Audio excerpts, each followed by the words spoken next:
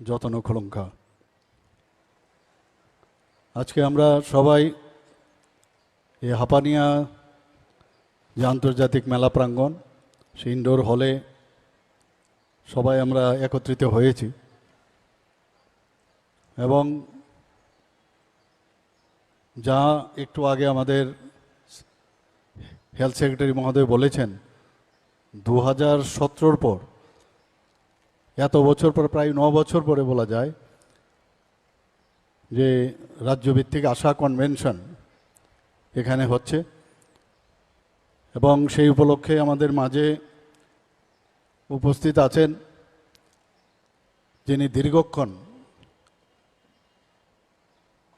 এই যে রাজ্যভিত্তিক আশা কনভেনশনের যে আসল উদ্দেশ্য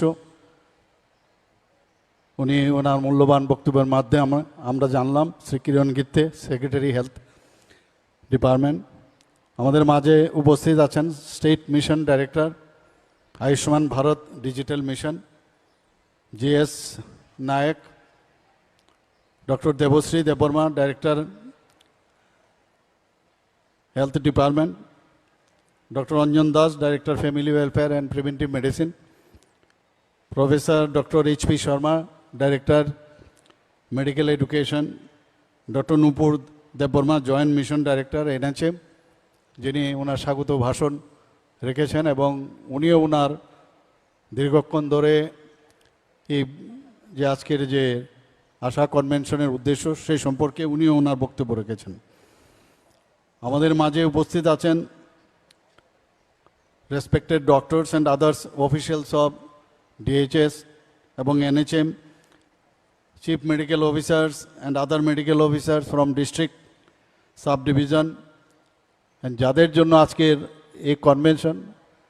আমার প্রিয় আশা বোনেরা, এনএচএমের সমস্ত কর্মচারীবৃন্দ, আধিকারিকগণ এবং মিডিয়া বন্ধুরা, সবাইকে আমি আন্তরিকভাবে আজকে এখানে উপস্থিত থাকার জন্য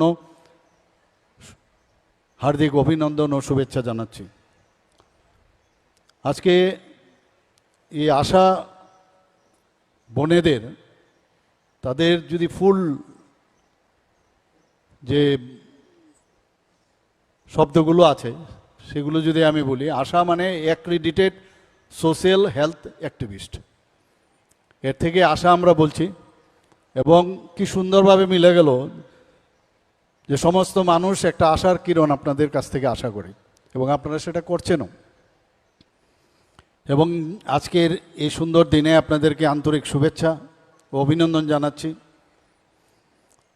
আমি গতকালও প্রায়